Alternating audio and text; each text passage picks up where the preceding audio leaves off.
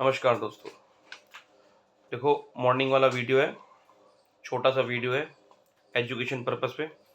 आप इसे पूरा सुनिएगा। फ्राइडे यूएस में काम जो हुआ था प्लस में हुआ था, ऊपर की तरफ बंद हुए थे बाजार। कल संडे जो इजराइल में वर्क हुआ है T125 इंडेक्स, वो 54 पॉइंट प्लस में क्लोज हुआ है। 54 पॉइंट, ये हाईएस्ट मैंने इसमें वर्क होते हुए देखा है। अप साइड में 17 पॉइंट, 18 पॉइंट, 20 पॉइंट, 21 पॉइंट, बहुत ज़्यादा मैंने एक बार 27 पॉइंट भी देखा था। तो ये 54 पॉइंट प्लस क्लोज हुआ एक ही दिन में इजराइल। उसका मतलब ये है जियो पॉलिटिकल टेंशन में थोड़ी सी कमी आई है। आज दिन सोमवार का मिड कैप सेलेक्ट की एक्सपायरी है। आज अरब कंट्रियों में 7-8 देश मिलकर इजराइल और ईरान के बीच में सीज फायर कराने के लिए एक मीटिंग रखी है। तो उसमें ऐसा मुझे महसूस होता है कि वो मीटिंग जो है इनकी सही जाएगी और सीज फायर होगा और ईरान और इजराइल में सुलह आज हो जाएगी। क्योंकि भाई Saudi Arabia, Azerbaijan, Lebanon, Iran, Iraq, Israel और भी कंट्री हैं, छोटी बड़ी सब मिलके इनका पैचअप कराने के चक्कर में है। जो क्रूड 76 रुपये के ऊपर चला गया था, वो अभी 73 रुपये के, $73 के पास में है। जो 76 था वो अब 73 के पास में है। मतलब क्रूड में काफ़ी गिरावट आई है इन बीते 2 दिन में ही।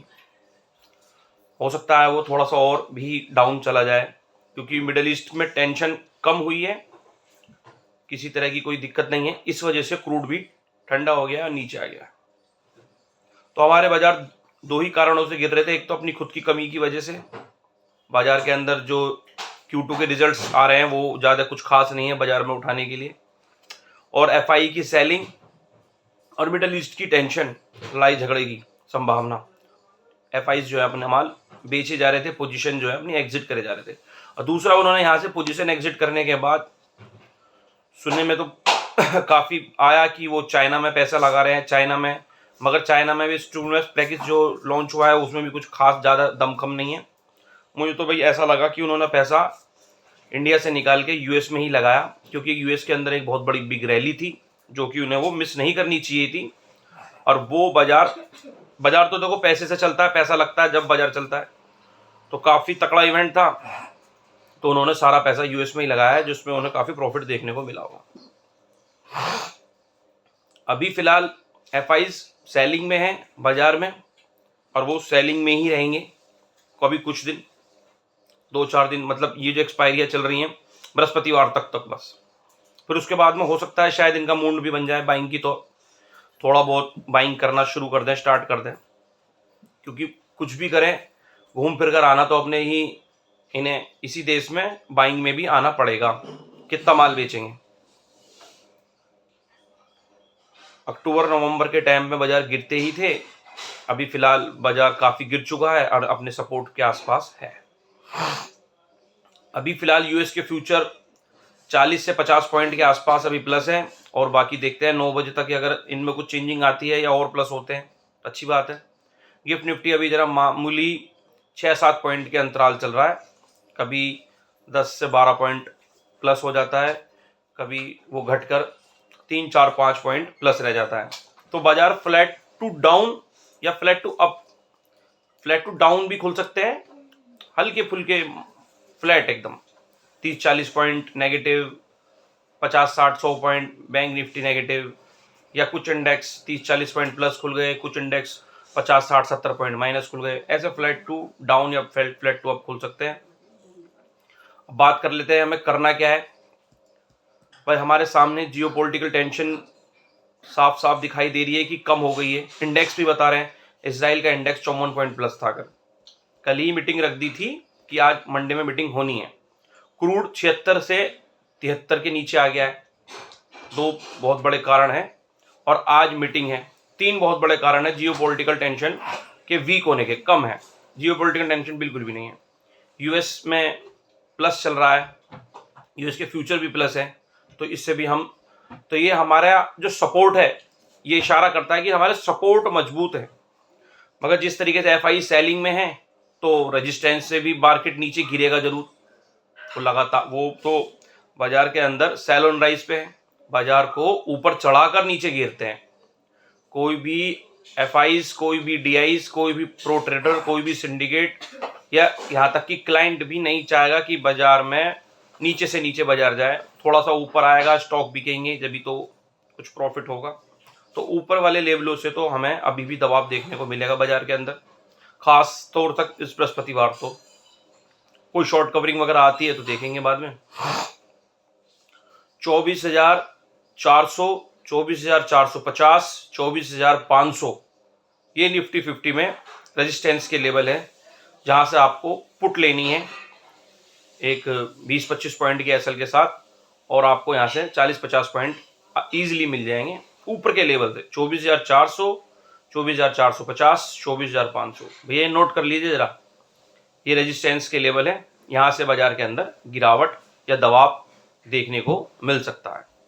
और अगर किसी वजह से स्टार्टिंग में बाजार फ्लैट टू डाउन खुलते हैं और एकदम बहुत तेजी से नीचे आ जाते हैं, क्योंकि एफआई सेलिंग में भी हैं और एफआई की पुट में भी काफी भारी भरकम मात्रा में पोजीशन भी है, तो 23,900, 23,950 और 24,000 ये सपोर्ट का काम करेंगे आज, क्योंकि जियोपॉलिटिकल टेंशन नाम मात्र रह गई है।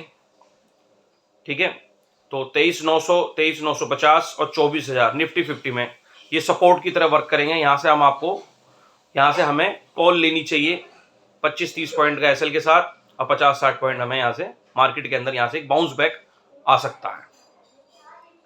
अब स्टार्टिंग देखते हैं, बाजार पहले डाउन साइड आता है या फिर पहले मार्केट रेजिस्टेंस की तरफ जाता है, कौन से लेवल हमारे एक्टिवेट होते हैं।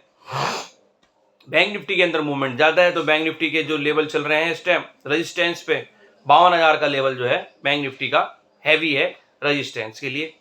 52,100, 52,200 यहाँ आसपास अगर बाजार हमें मिलता है तो हमें पुट की तरफ ध्यान देना चाहिए। बाजार के अंदर यहाँ से एक रिवर्सल आ सकता है, और अगर बाजार फ्लैट टू डाउन खुले, नीचे की तरफ खुले और थोड़ा सा और नीचे गए, अगर सपोर्ट के पास आते हैं तो 50,800, 50,900 और 51,000 ये सपोर्ट के लिए वर्क करेगा। यहाँ से बाजार के अंदर एक बाउंस बैक या इनके आसपास से, अगर, क्योंकि कभी कभी ऐसा होता है कि हम लेवल देते हैं 24,000 और बाजार 24,025 या 24,027 से ही भाग जाता है ऊपर की तरफ।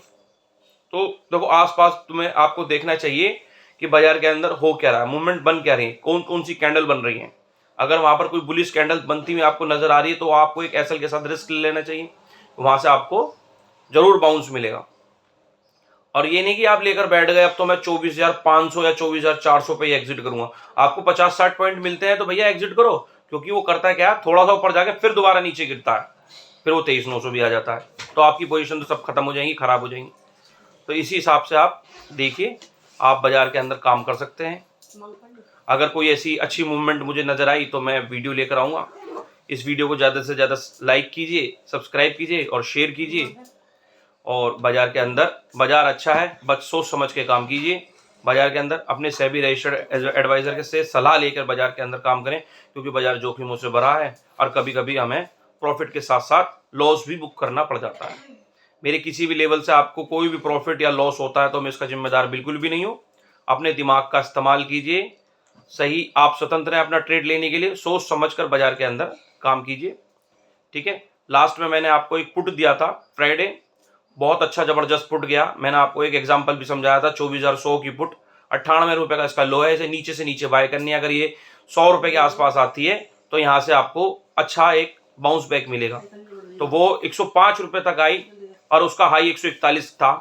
ये मैंने वीडियो बनाई थी 2:30 और वो 2:41 पे वो एक्टिवेट हुआ था लेवल, और आप देख सकते हैं।